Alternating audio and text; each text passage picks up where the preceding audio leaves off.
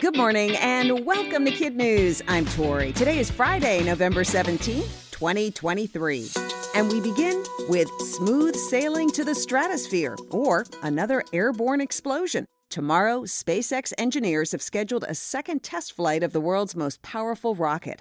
During its maiden voyage back in April, the unmanned Super Heavy rocket and Starship capsule soared for 4 minutes above southern Texas before tumbling tail overhead and self-destructing. This second test flight was supposed to take place this morning, but was delayed at least 24 hours for a mechanical fix. The nearly 400-foot-tall, reusable spacecraft is a key part of the company's plans for sending astronauts on future missions to the moon and perhaps one day to Mars. SpaceX will live stream the event on its website starting around 7:30 a.m. Eastern Time. If all goes well, the Starship will land back in the Pacific Ocean near Hawaii. First, he beat cancer. Now, a 15-year-old California teen's biggest challenge is on the football field and behind home plate. 10 years ago this week, then 5-year-old Miles Scott captivated the world as Batkid when he put his battle against leukemia on hold for a day and battled villains instead. The nonprofit Make-A-Wish Foundation, which grants wishes to kids fighting critical illnesses, staged an epic and unforgettable experience for Miles in San Francisco, turning the city into Gotham for a day. With thousands of spectators cheering him on, Miles rode around town in a real-life Batmobile, solving crimes and getting a key to the city from the mayor. Today, Miles is cancer-free, living in a small town on the Oregon border, and even though he's outgrown his superhero cape, his teammates still call him Batkid when he gears up to play catcher wearing his team's all-black uniform. An urgent new report from the federal government is warning that the U.S. is lagging behind efforts that are needed to avert climate change. The report says that while the U.S. is making progress against rising temperatures, this isn't happening fast enough, and the goal of keeping the increase less than 1.5 degrees is not being met. Because of this, the report says Americans will experience warmer temperatures, rising sea levels, and more intense storms as time goes on. Furthermore, the report warns certain coastal states such as California, Florida, Louisiana, and Texas will face more significant climate changes because of their location near seawater. The report urges the U.S. to step up efforts to combat rising temps. The climate report is a government requirement that is done every 5 years. And then there were none. The city of Oakland, California is one big step closer to losing its third and last big league sports franchise after Major League Baseball owners voted unanimously yesterday to let the A's relocate to Las Vegas. If they end up moving, they'll join the NFL's Raiders, who also moved to Vegas, and the NBA's Golden State Warriors, who moved across the bay to San Francisco.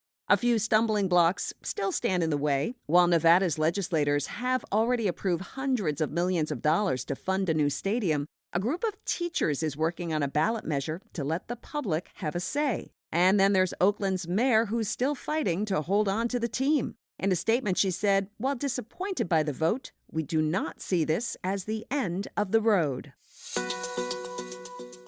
In other Kid News notes, first it was prescription drugs, now it's chicken sandwiches and French fries. For a limited time, a couple of Chick-fil-A locations in the Tampa Bay, Florida area are offering free delivery by drone. According to the restaurant's Facebook page, customers must order on the app and live within a 1.2-mile radius. The fourth time is the charm. In a statement, ABC's Jimmy Kimmel has announced he'll be back at the helm for next year's Academy Awards ceremony, joking that he'd always dreamed of hosting the Oscars exactly 4 times. The record for the most times as host is 11 and belongs to the late comedian Bob Hope. The 96th Oscars will air on March 10th. Still to come, how a TV funny man helped pick the bird of the century. But first, happy 8th birthday to Teddy Ledley in Boston, Massachusetts. Teddy, your mom, dad, brother Jack, and sister Grace want you to know you are precocious, convivial, inventive, industrious, and venturesome, and such a dynamic part of the family. And we love all those adjectives. Happy birthday, Teddy. Now, today's Kid News quiz. What's the name of the nonprofit organization that arranged a special day for Batkid? The Make-A-Wish Foundation. SpaceX is scheduled to test the world's most powerful rocket again tomorrow. When was the first failed launch? In April. To what Nevada city are the Oakland A's hoping to move? Las Vegas. Who holds the record for the most times hosting the Oscars? Bob Hope with 11. In our KidNuz Kicker, when the conservation organization Forest and Bird kicked off a worldwide competition last month to raise awareness for threatened native species, organizers had no idea that comedian John Oliver would decide to get involved. But get involved he did. Oliver mobilized his giant fan base to get behind the Puteki Teki, a quirky bird known for its distinctive pointy black beak, a long white neck, and black-brown frill. In addition to putting up billboard ads, Oliver dressed up in a Puteki Teki costume for his TV show, catapulting it to victory with nearly 300,000 votes. Fairness to the other candidates aside, in the end, both the organization's chief executive and New Zealand's prime minister publicly praised Oliver's efforts in bringing attention to their conservation cause.